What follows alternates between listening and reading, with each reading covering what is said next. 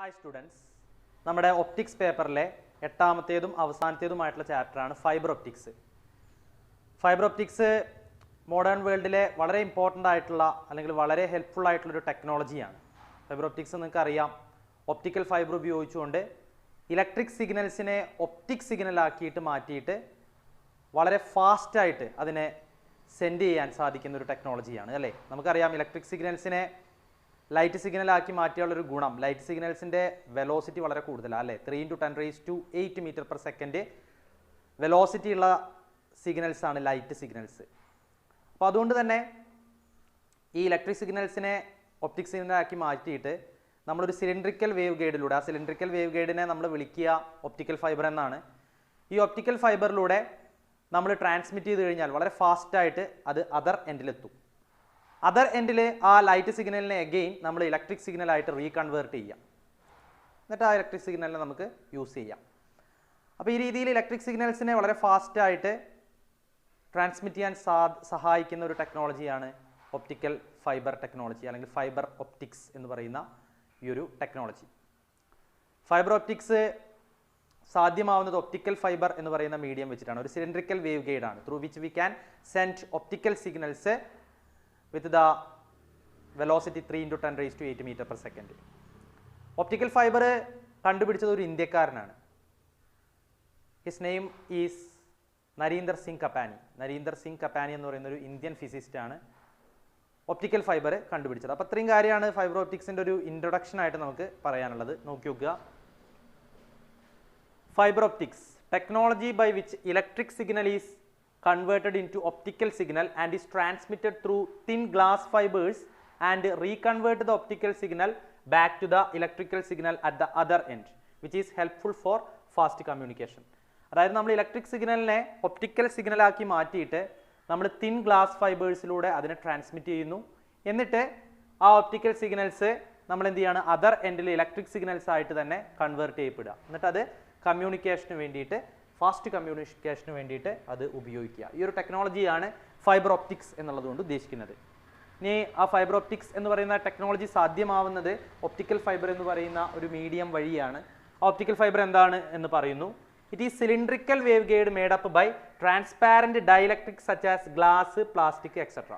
Glass, plastic തുടങ്ങിയിട്ടുള്ള dielectric materials കൊണ്ട്, transparent dielectric materials ആണ് അല്ലേ, അതായത് ലൈറ്റിനെ കടത്തിവിടുന്ന ഡൈലക്ട്രിക് മെറ്റീരിയൽസ് കൊണ്ട് നിർമ്മിച്ചിട്ടുള്ള സിലിണ്ട്രിക്കൽ വേവ് ഗൈഡാണ് അല്ലേ. സിലിണ്ട്രിക്കൽ ആകൃതിയാണല്ലോ ഒപ്റ്റിക്കൽ ഫൈബറിന് ഉണ്ടാവുക അല്ലേ, ഒരു സിലിണ്ട്രിക്കൽ ആകൃതിയായിരിക്കും ഉണ്ടാവുക. ഓക്കെ, അപ്പോൾ അങ്ങനെയുള്ളൊരു സിലിണ്ട്രിക്കൽ വേവ് ഗൈഡാണ് ഇത്.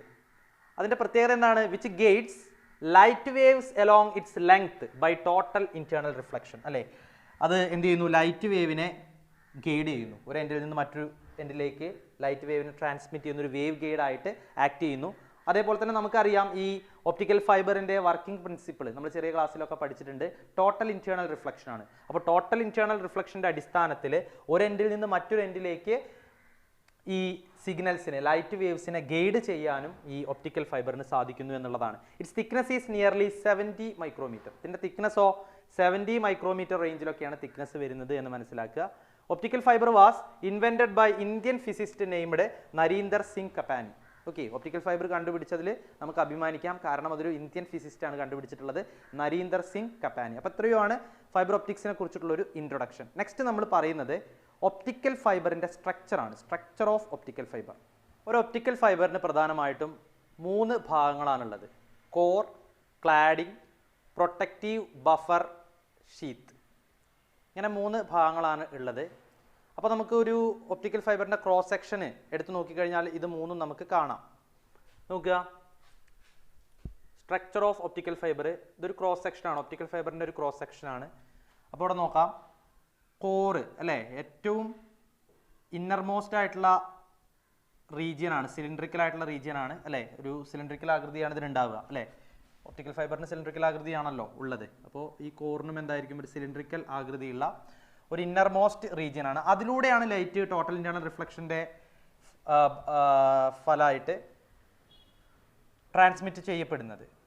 ഓക്കെ, അത് കഴിഞ്ഞാൽ ഒരു മിഡിൽ ലെയറായിട്ട് ക്ലാഡിങ് കാണാം, ക്ലാഡിങ് എന്ന് പറയും.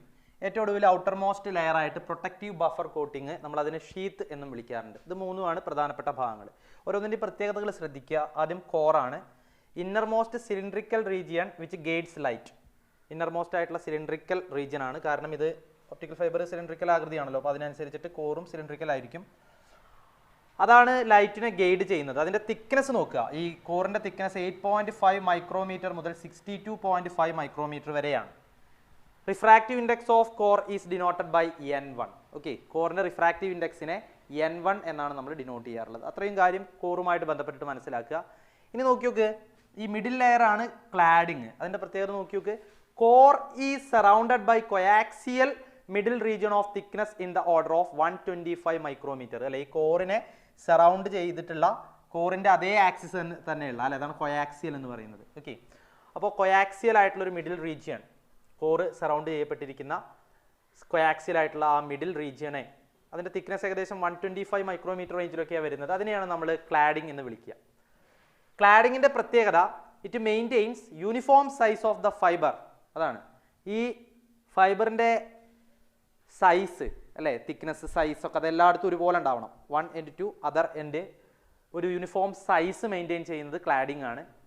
And protects the walls of the fibre from chipping and reduces the cone of the light that will be trapped in the fibre. ഇപ്പം 3 ഫംഗ്ഷൻസ് ആണ്. ഒന്ന് യൂണിഫോം സൈസ് മെയിൻറ്റെയിൻ ചെയ്യുന്നു എന്നുള്ളത്. 2 വാൾസ്, അല്ലേ, ഫൈബറിൻ്റെ വാൾസിനെ ചിപ്പിങ്ങിൽ നിന്ന് പ്രൊട്ടക്റ്റ് ചെയ്യുന്നു എന്നുള്ളതാണ്. അതായത് വാൾസ്, അല്ലേ, അത് അവിടെയും ഇവിടെയും തട്ടി, അല്ലെ, അതിന് തേയ്മാനങ്ങളോ മുറിവൊന്നും ഇല്ലാതെ അതിനെ വാൾസിനെ ചിപ്പിങ്ങിൽ നിന്ന് പിന്നെ പ്രൊട്ടക്റ്റ് ചെയ്യുന്നതും ഈ ഒരു പിന്നെ ക്ലാഡിംഗ് ആണെന്ന് മനസ്സിലാക്കുക. Reduces the cone of the light that will be trapped in the fibre. അതായത് ഈ ഫൈബറിൽ ട്രാപ്പ് ചെയ്യപ്പെടുന്ന ലൈറ്റ്, ആ ലൈറ്റിൻ്റെ കോൺ, അല്ലേ, അതിൻ്റെ ഒരു അളവ് അത് കുറയ്ക്കുക, അത് റെഡ്യൂസ് ചെയ്യുക. അല്ലേ, പുറമേ നിന്നുള്ള ലൈറ്റ് ഒന്നും നമുക്ക് എന്തേ വേണ്ടുള്ളൂ, നമ്മൾ ഒരു ലൈറ്റ് സോഴ്സ് ഉണ്ടാവും, ആ ലൈറ്റ് സോഴ്സിൽ നിന്നുള്ള ലൈറ്റിനെ മാത്രമാണ് ഇതിൽ ട്രാപ്പ് ചെയ്യേണ്ടതായിട്ടുള്ളൂ. പുറമേ നിന്നുള്ള ലൈറ്റൊന്നും അതിൽ ട്രാപ്പ് ചെയ്യാൻ പാടില്ല. അപ്പോൾ എന്ത് ചെയ്യണം, ആ ട്രാപ്പ് ചെയ്യുന്ന ലൈറ്റിൻ്റെ കോൺ, അല്ലേ, അതെന്ത് ചെയ്യണം, നമ്മൾ റെഡ്യൂസ് ചെയ്യണം. അതിന് സഹായിക്കുന്നതും ക്ലാഡിംഗ് ആണെന്ന് മനസ്സിലാക്കുക. ഇനി മൂന്നാമത്തെ ഒരു ഭാഗമാണ് ഔട്ടർ മോസ്റ്റ് ലെയർ ആയിട്ടുള്ള പ്രൊട്ടക്റ്റീവ് ബഫർ കോട്ടിംഗ് അല്ലെങ്കിൽ ഷീത്ത്. അതിൻ്റെ പ്രത്യേകത എന്താ, it is outer most plastic coating over cladding to provide extra protection. അതായത് ക്ലാഡിങ്ങിൻ്റെ പുറമേ ഉള്ള ഒരു ഔട്ടർ മോസ്റ്റ് പ്ലാസ്റ്റിക് കോട്ടിംഗ് ആണ്. അതെന്താണ്, ഒരു എക്സ്ട്രാ പ്രൊട്ടക്ഷൻ. ക്ലാഡിങ് തന്നെ പ്രൊട്ടക്റ്റ് ചെയ്യുന്നുണ്ട്, അല്ലേ, അതിലൊരു എക്സ്ട്രാ പ്രൊട്ടക്ഷൻ കൊടുക്കുന്ന ഒരു പുറമേ ഉള്ള ഒരു ഭാഗമാണ്, ഒരു ലെയറാണ് ശരിക്കും ഈ പ്രൊട്ടക്റ്റീവ് ബഫർ കോട്ടിംഗ് അല്ലെങ്കിൽ ഷീത്ത് എന്നുള്ളത്. അതിൻ്റെ തിക്നെസ് ആവട്ടെ, its thickness is in between 250 micrometre to 900 micrometer.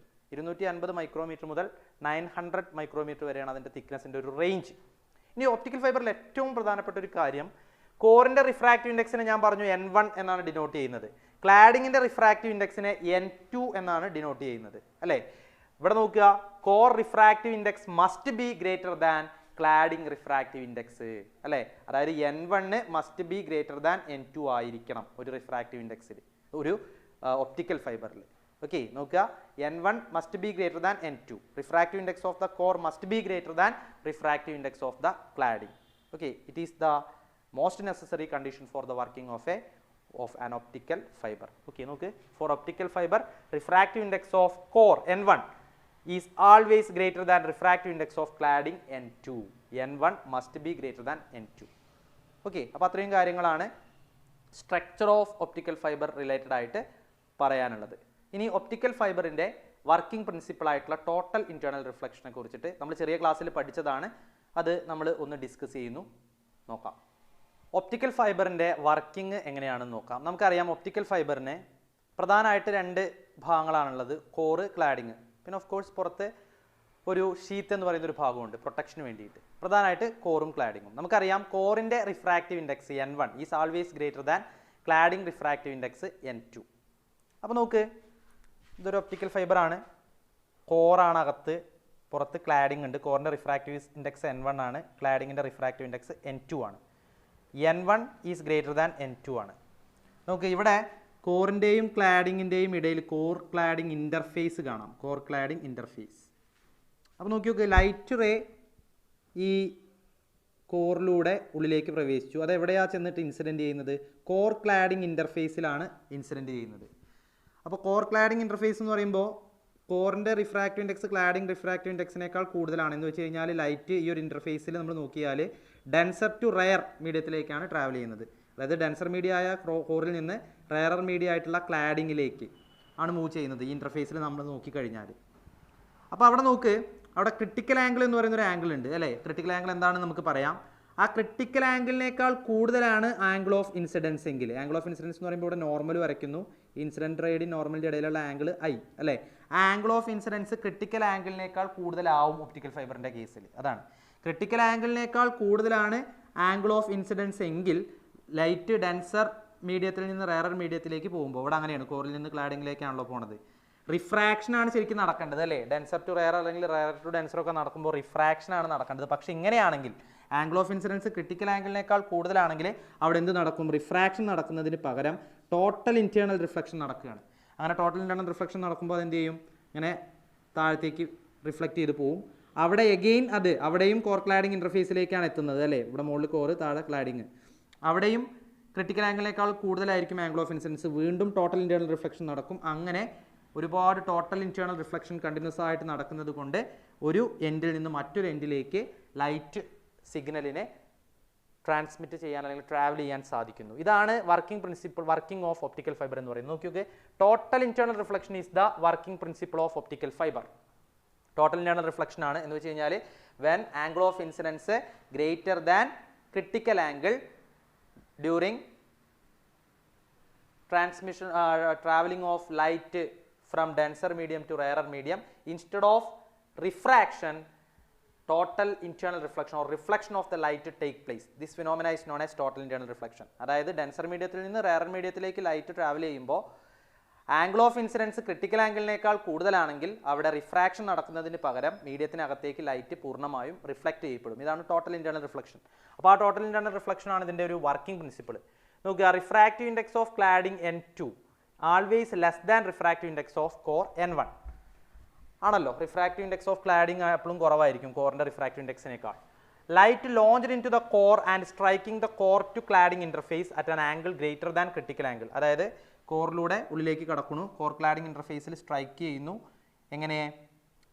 കോറിൻ്റെ refractive index പിന്നെ ക്ലാഡിങ്ങിൻ്റെ റിഫ്രാക്റ്റീവ് ഇൻഡെക്സിനേക്കാൾ കൂടുതലാണ്. ഇവിടെ ആംഗിൾ ഓഫ് ഇൻസിഡൻസ് ക്രിട്ടിക്കൽ ആംഗിളിനേക്കാൾ കൂടുതലായ രീതിയിൽ എന്ത് ചെയ്യുന്നു? അവിടെ സ്ട്രൈക്ക് ചെയ്യുകയാണ്, കോർ ക്ലാഡിംഗ് ഇൻ്റർഫേസിൽ സ്ട്രൈക്ക് ചെയ്യുകയാണ് at an angle greater than critical angle. So it will be reflected back to the core. അപ്പോൾ ടോട്ടൽ ഇൻറ്റേർണൽ റിഫ്ലക്ഷൻ്റെ ഫലമായിട്ട് അതെന്ത് ചെയ്യും?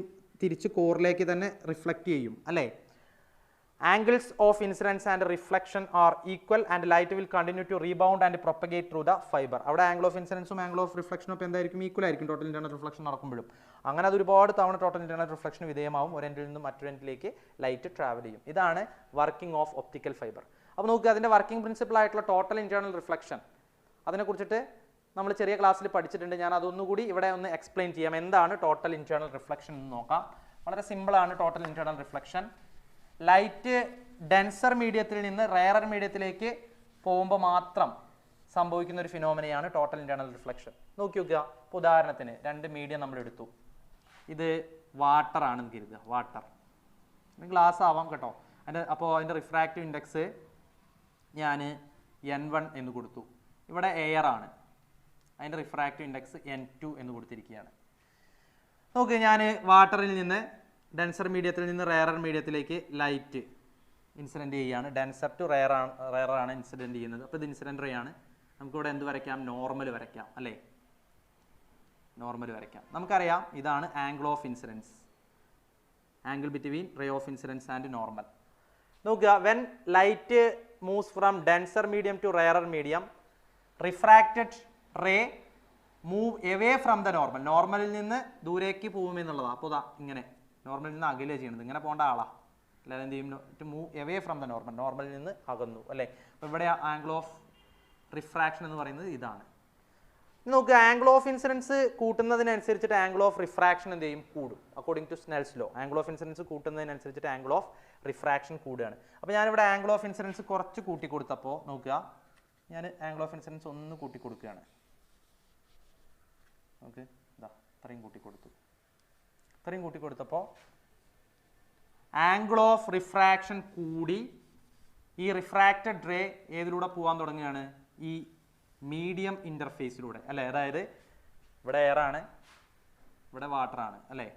അപ്പോൾ ഈ വാട്ടറിൻ്റെയും എയറിൻ്റെയും ഇൻ്റർഫേസിലൂടെ എന്ത് പോകാൻ തുടങ്ങുകയാണ്, റേ ഓഫ് റിഫ്രാക്ഷൻ പോകാൻ തുടങ്ങുകയാണ്. അഥവാ ഇവിടെ ആംഗിൾ ഓഫ് റിഫ്രാക്ഷൻ എന്ന് പറയുന്നത് എത്രയാവുന്നു, 90 ഡിഗ്രി ആവുന്നു. അതായത് ഡെൻസർ മീഡിയത്തിൽ നിന്ന് റെയറർ മീഡിയത്തിലേക്ക് ലൈറ്റ് റേ ട്രാവൽ ചെയ്യുന്ന സമയത്ത് at a particular angle of incidence angle of refraction become 90 degree or ray of refraction passes exactly through the media interface അല്ലേ. അതായത് ആംഗിൾ ഓഫ് റിഫ്രാക്ഷൻ 90 ഡിഗ്രി ആവുകയോ അല്ലെങ്കിൽ ray of refraction exact media ഇൻ്റർഫേസിലൂടെ move ചെയ്യുകയോ ചെയ്യുന്നതിന് corresponding ആയിട്ടുള്ള angle of incidents അല്ലെ, ആ ആംഗിൾ ഓഫ് ഇൻസിഡൻസ് നമ്മൾ പറയുന്ന പേരാണ് ഇത് ക്രിട്ടിക്കൽ ആംഗിൾ. ഓക്കെ, അതാണ് ക്രിട്ടിക്കൽ ആംഗിൾ. അപ്പോൾ എന്താ ക്രിട്ടിക്കൽ ആംഗിൾ നോക്കി നോക്ക്. എന്താണ് ടോട്ടൽ ഇന്റേണൽ റിഫ്ലക്ഷൻ എന്നാണ് പറയുന്നത്. അതിന് മുമ്പ് ക്രിട്ടിക്കൽ ആംഗിൾ എന്താണെന്ന് അറിയണം. When light moves from denser medium to rarer medium for a particular angle of incidence ray of refraction move along the media interface. This angle of incidence is known as critical angle. അതായത് denser മീഡിയത്തിൽ നിന്ന് rarer മീഡിയത്തിലേക്ക് light travel ചെയ്യുമ്പോൾ ഒരു particular angle of ഇൻസിഡൻസിലെ ray of refraction media ഇൻ്റർഫേസിലൂടെ എയറിൻ്റെയും വാട്ടറിൻ്റെയും മീഡിയ ഇൻ്റർഫേസിലൂടെ മൂവ് ചെയ്യും. ആ സമയത്ത് ആംഗിൾ ഓഫ് റിഫ്രാക്ഷൻ 90 ഡിഗ്രി ആയിരിക്കും അല്ലേ. ആ പർട്ടിക്കുലർ ആംഗിൾ ഓഫ് ഇൻസിഡൻസിനെയാണ് നമ്മൾ ക്രിട്ടിക്കൽ ആംഗിൾ എന്ന് പറയുന്നത്. ആ ക്രിട്ടിക്കൽ ആംഗിളിനെ നമ്മൾ IC എന്നാണ് ഡിനോട്ട് ചെയ്യുക അല്ലേ. അപ്പോൾ ഇവിടെ നമുക്ക് സ്നെൽസ് ലോ അപ്ലൈ ചെയ്യാലോ വേണമെങ്കിൽ. സ്നെൽസ് ലോ എന്താ പറയുന്നത്, sin I by sin R is equal to N2 by N1 എന്നാണ് പറയുന്നത് അല്ലേ. N2 ഏതിലേക്കാണോ ലൈറ്റ് പോകുന്നത് ആ മീഡിയത്തിൻ്റെ റിഫ്രാക്റ്റീവ് ഇൻഡെക്സ് ആണ്. N1 ഏതിൽ നിന്നാണോ പോകുന്നത് അതിൻ്റെ റിഫ്രാക്റ്റീവ് ഇൻഡെക്സ് ആണ്. പക്ഷേ ഇവിടെ നോക്കി നോക്ക്, ഇവിടെ ഈ കേസിൽ ക്രിട്ടിക്കൽ ആംഗിളിൻ്റെ കേസിൽ IC ഈക്വൽ ടു എത്രയാണ്, IC ആണ് അല്ലേ. Angle of incidence critical angle ആണ്. R എന്ന് പറയുന്നത് എത്രയാ, R എന്ന് പറയുന്നത് 90 ഡിഗ്രിയാണ്. Angle of incidence critical angle ആവുന്ന സമയത്ത് R ആംഗിൾ ഓഫ് റിഫ്രാക്ഷൻ 90 ഡിഗ്രിയാണ്. റേ ഓഫ് റിഫ്രാക്ഷൻ മീഡിയ ഇൻ്റർഫേസിലൂടെ പോകുന്ന സമയത്ത് അല്ലേ. അപ്പോൾ നമുക്ക് ഇങ്ങനെ എഴുതാം, ഇതിൽ സബ്സ്റ്റിറ്റ്യൂട്ട് ചെയ്ത് കഴിഞ്ഞാൽ നമുക്ക് ഇങ്ങനെ കിട്ടും, sin IC by sin 90 is equal to N2 by N1 എന്ന് കിട്ടും. N2 by N1. Okay, sin 90 1 ആണ് അല്ലേ. sin 90 1 ആണ്. sin 90 is equal to 1. therefore നമ്മളെ relation എങ്ങനെയാവും, sin IC is equal to N2 by N1 എന്ന് കിട്ടും. അപ്പോൾ ക്രിട്ടിക്കൽ ആംഗിൾ കാണുന്നതിനുള്ളൊരു ഫോർമുല നമുക്ക് കിട്ടുന്നു. IC ഇവിടെ നിർത്തി സൈൻ അങ്ങോട്ട് പോകുമ്പോൾ സൈൻ ഇൻവേഴ്സ് ആവും അല്ലേ. Sine inverse N2 by N1 ആണ്. ഓക്കെ, അപ്പോൾ it is the formula to find critical angle. Optical ഫൈബറിൻ്റെ കേസിൽ N2 എന്ന് പറയുന്നത് അല്ലേ, N2ഉം N1ഉം ആണ് വരുന്നത്. IC is equal to sin inverse N2 by N1. ഇവിടെ N1 എന്ന് പറയുന്നത് എന്താണ്, ഡെൻസർ മീഡിയത്തിൻ്റെ റിഫ്രാക്റ്റീവ് ഇൻഡെക്സ് ആണ്. ഓക്കെ, N2 എന്ന് പറയുന്നത് എന്താണ്, റെയറർ മീഡിയത്തിൻ്റെ റിഫ്രാക്റ്റീവ് ഇൻഡെക്സ് ആണ്. നമ്മുടെ ഒപ്റ്റിക്കൽ ഫൈബറിൻ്റെ കേസിൽ ഡെൻസർ മീഡിയം എന്ന് പറയുന്നത് കോറാണ് എന്ന് വെച്ച് കഴിഞ്ഞാൽ കോറിൻ്റെ റിഫ്രാക്റ്റീവ് ഇൻഡെക്സ് ആണ് N1. റെയറർ മീഡിയം എന്ന് പറയുന്നത് ക്ലാഡിംഗ് ആണ്. ക്ലാഡിങ്ങിൻ്റെ റിഫ്രാക്റ്റീവ് ഇൻഡെക്സ് N2 ആണ് അല്ലേ. അപ്പോൾ നോക്കുക, ഒപ്റ്റിക്കൽ ഫൈബറിനും ഈ ഒരു ക്രിട്ടിക്കൽ ആംഗിളിൻ്റെ അവിടെ ഒപ്റ്റിക്കൽ ഫൈബറിൻ്റെ ക്രിട്ടിക്കൽ ആംഗിൾ കാണാനും അല്ലേ നമുക്ക് എന്ത് ചെയ്യാം, ഈ ഒരു റിലേഷൻ അപ്ലൈ ചെയ്യാം അല്ലേ. അപ്പോൾ ഒപ്റ്റിക്കൽ ഫൈബറിൻ്റെ കേസിൽ IC is equal to sin inverse N2 by N1 തന്നെയാണ്, where N1 is the refractive index of core and N2 is the refractive index of the cladding എന്നാണ്. ഓക്കെ, ഇനി ശ്രദ്ധിക്കുക, അവിടെ വേറൊരു കാര്യം പറയാനുള്ളത്, ഇവിടെ ഇതാണ് അപ്പോൾ ക്രിട്ടിക്കൽ ആംഗിൾ. ഇനി ടോട്ടൽ ഇന്റേണൽ റിഫ്ലക്ഷൻ എന്താണെന്ന് പറയുക. ടോട്ടൽ ഇന്റേണൽ റിഫ്ലക്ഷൻ എന്ന് പറഞ്ഞു കഴിഞ്ഞാൽ നമ്മൾ എന്ത് ചെയ്യുകയാണെന്ന് അറിയോ, ആംഗിൾ ഓഫ് ഇൻസിഡൻസ് ഇനിയും ഇൻക്രീസ് ചെയ്യുകയാണ്. അതായത് ആംഗിൾ ഓഫ് ഇൻസിഡൻസ് ഇനിയും നമ്മൾ ഇൻക്രീസ് ചെയ്യുന്നു. നോക്കുക, ഇതാണ് അല്ലേ ആംഗിൾ ഓഫ് ഇൻസിഡൻസ്. ഇത് പിന്നെ കോറാണ് എന്ന് കരുതുക, ഇത് ക്ലാഡിംഗ് ആണ്. അങ്ങനെ ഇനി നമ്മൾ എടുക്കണം കേട്ടോ. ക്ലാഡിങ്ങും കോറിൻ്റെ റിഫ്രാക്റ്റീവ് ഇൻഡെക്സ് N1 ആണ്, ക്ലാഡിങ്ങിൻ്റെ റിഫ്രാക്റ്റീവ് ഇൻഡെക്സ് N2 ആണ്. നോക്കുക, നമ്മൾ ഇങ്ങനെ റേ ഇൻസിഡൻറ്റ് ചെയ്തു, ഇതാണ് നോർമൽ. ഇവിടെ നമ്മുടെ ആംഗിൾ ഓഫ് ഇൻസിഡൻസ് I ഉണ്ടല്ലോ, I ഗ്രേറ്റർ ദാൻ IC ആണ്. I ഗ്രേറ്റർ ദാൻ IC ആണെങ്കിൽ എന്താ സംഭവിക്കുക എന്നറിയോ, I ഈക്വൽ ടു IC ആകുമ്പോൾ ഇതിലൂടെ പോയി. I ഗ്രേറ്റർ ദാൻ IC ആകുമ്പോൾ എന്ത് ചെയ്യും, ഈ മീഡിയത്തിലേക്ക് തന്നെ റിഫ്രാക്ഷൻ അല്ല നടക്കുക, പിന്നെയോ എന്ത് നടക്കുന്നു, റിഫ്ലക്ഷൻ നടക്കുന്നു. റിഫ്രാക്ഷൻ നടക്കുന്നതിന് പകരം റിഫ്ലക്ഷൻ നടക്കുന്നു അല്ലേ. ഈ ഫിനോമിനയെ നമ്മൾ പറയുന്ന പേരാണ് ടോട്ടൽ ഇന്റേണൽ റിഫ്ലക്ഷൻ. ഓക്കെ, മനസ്സിലായല്ലോ. ഇവിടെ നോക്കുക, when angle of incidence I greater than critical angle IC instead of refraction reflection take place, that phenomena is known as total internal reflection. When light move from denser medium to rarer medium, if angle of incidence is greater than critical angle, the ray undergo for reflection instead of refraction, which is known as total internal reflection. അപ്പോൾ total internal reflection നടക്കാനുള്ള condition എന്താണ്? I greater than IC ആവണം. Angle of incidence critical ആംഗിളിനേക്കാൾ കൂടുതലാവണം. അപ്പോൾ refraction നടക്കുന്നതിന് പകരം total internal reflection നടക്കും. നോക്കുക, critical angle of optical fibre കാണുന്നതിനുള്ള ഫോർമുല എന്താ? IC is equal to sin inverse N2 by N1 എന്നാണ് വരുന്നത്. Where N2 is the refractive index of cladding, N1 is the refractive index of the core. Angle of incidents ആ critical ആംഗിളിനേക്കാളും കൂടിയാൽ total internal reflection നടക്കുന്നു. ഇവിടെ optical ഫൈബറിനെ സംബന്ധിച്ചിടത്തോളം light അതിനകത്ത് trap ചെയ്യപ്പെട്ട് കഴിഞ്ഞാൽ ഇവിടെ ക്രിട്ടിക്കൽ ആംഗിൾ വളരെ സ്മോളാണ്. അതുകൊണ്ട് തന്നെ കോർ ക്ലാഡിംഗ് ഇൻ്റർഫേസിൽ എന്തായാലും ആ ലൈറ്റ് ചെന്ന് ഇൻസിഡൻറ്റ് ചെയ്യുന്ന ആംഗിൾ ക്രിട്ടിക്കൽ ആംഗിളിനേക്കാൾ കൂടും. അപ്പോൾ നിർബന്ധമായിട്ട് എന്ത് ചെയ്യും? പിന്നെ ടോട്ടൽ ഇന്റേണൽ റിഫ്ലക്ഷൻ നടക്കും.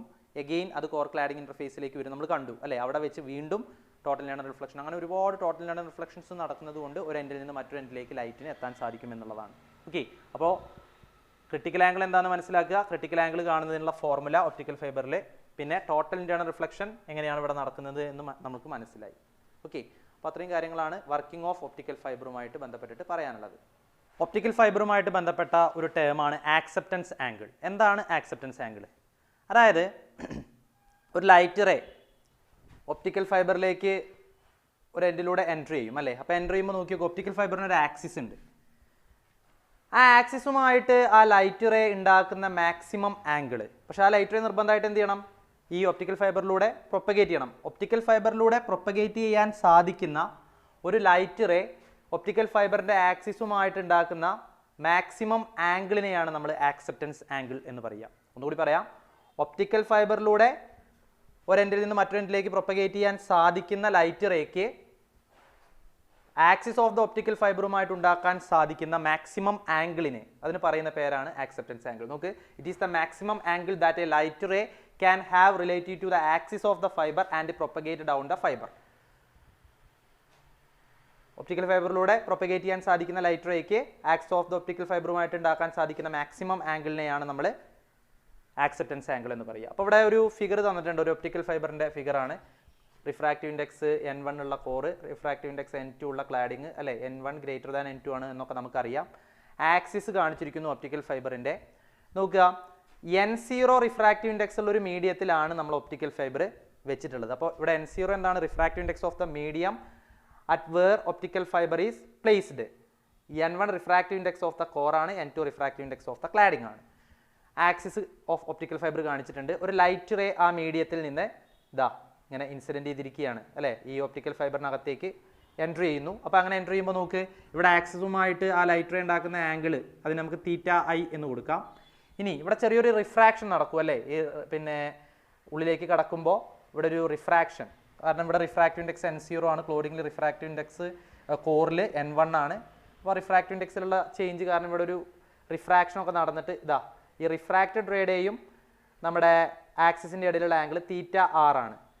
അങ്ങനെ ആ ലൈറ്റ് എന്ത് ചെയ്യുകയാണ്? ഈ കോർ ക്ലാഡിംഗ് ഇൻ്റർഫേസിൽ എത്തുന്നു. നമുക്കറിയാം കോർ ക്ലാഡിംഗ് ഇൻ്റർഫേസിൽ ടോട്ടൽ ഇൻറ്റേർണൽ റിഫ്ലക്ഷൻ നടക്കും, കാരണം angle of incidence greater than critical angle ആണ്. അപ്പോൾ അതിൻ്റെ ഫലമായിട്ട് ഇത് എങ്ങനെ വന്നു? അങ്ങനെ കണ്ടിന്യൂസ് ആയിട്ട് ടോട്ടൽ ഇന്റേണൽ റിഫ്ലക്ഷൻ നടന്നിട്ട് ഒരു എൻഡിൽ നിന്ന് മറ്റൊരു എൻഡിലേക്ക് ലൈറ്റ് റേ പ്രൊപ്പഗേറ്റ് ചെയ്യുന്നു അല്ലെങ്കിൽ ട്രാൻസ്മിറ്റ് ചെയ്യപ്പെടുന്നു എന്നുള്ളതാണ്. ഇവിടെ നോക്ക്, ഇവിടെ ഈ കോർ ക്ലാഡിംഗ് ഇൻ്റർഫേസിലെ ആംഗിൾ ഓഫ് ഇൻസിഡൻസ് എന്ന് പറയുന്നത് ഫൈ ആണ്. ഈ phi greater than phi C ആണ് അല്ലേ. ഫൈ സി ആണ് ഇവിടുത്തെ critical angle.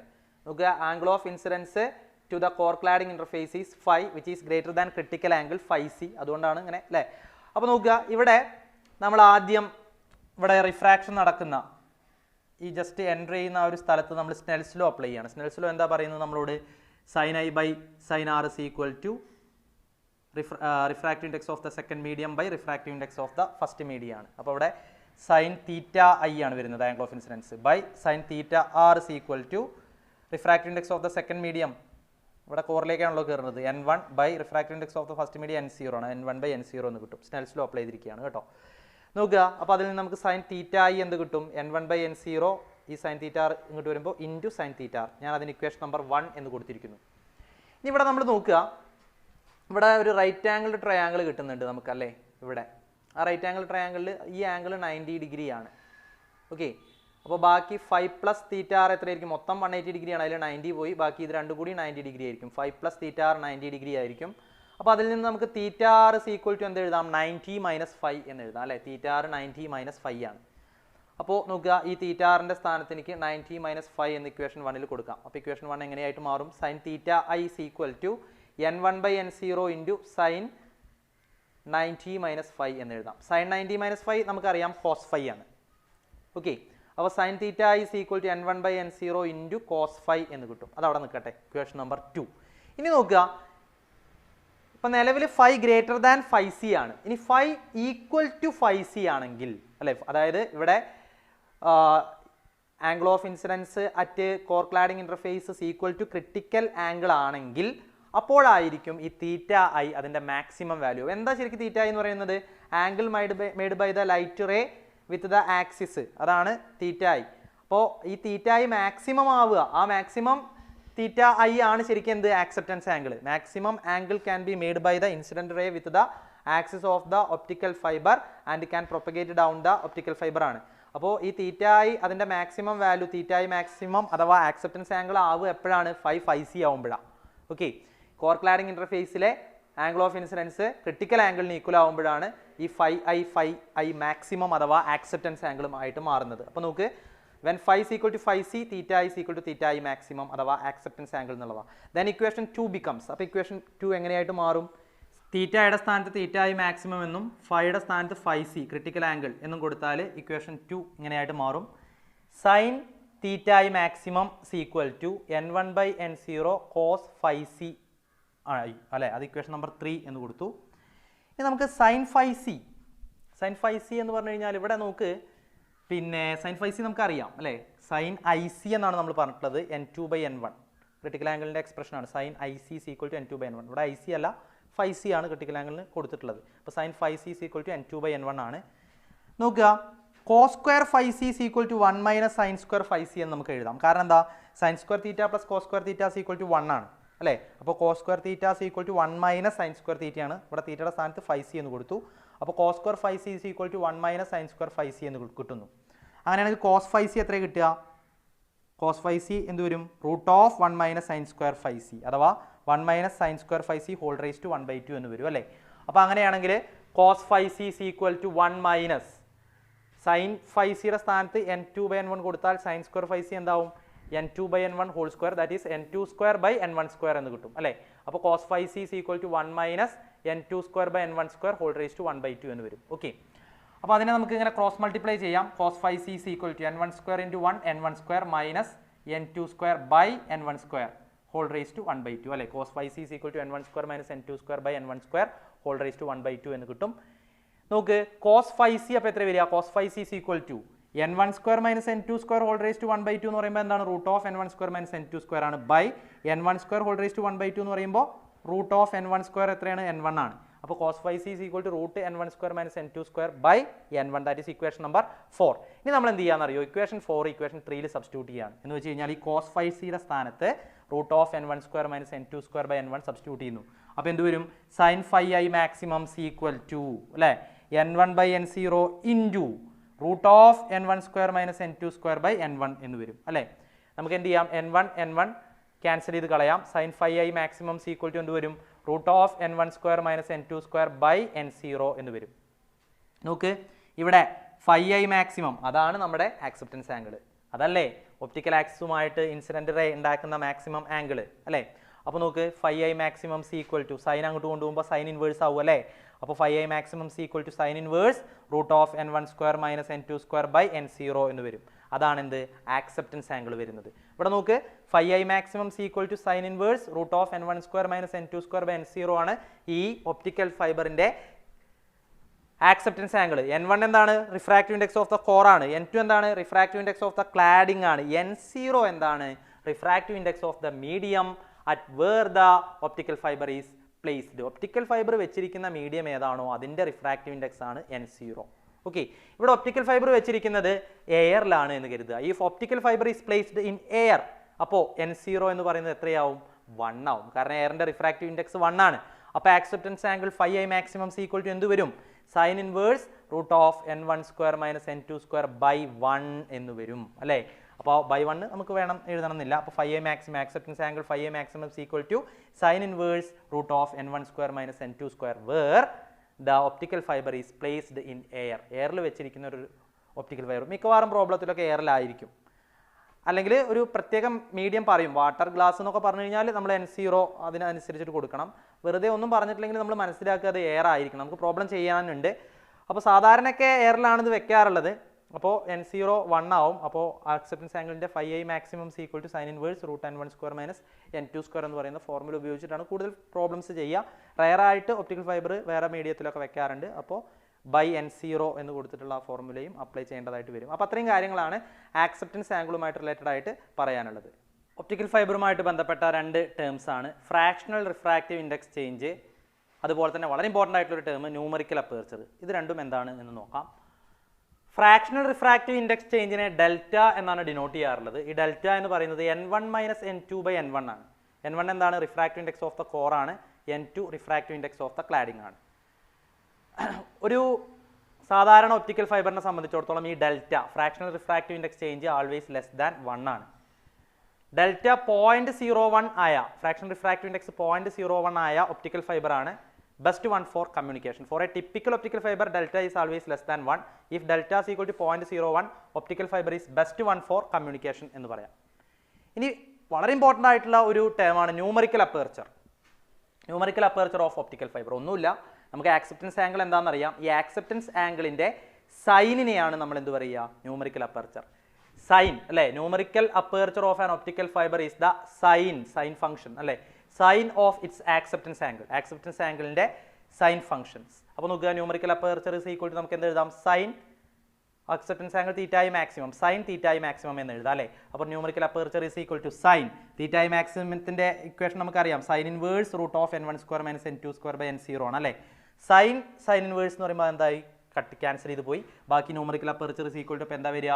Root of n1 square minus n2 square by n0 അല്ലേ? ഇതാണ് ന്യൂമറിക്കൽ അപ്പേർച്ചറിനുള്ള ഇക്വേഷൻ. n1 എന്താണ്? Refractive index of the core, n2 refractive index of the cladding, n0 refractive index of the medium in which the optical fibre is placed.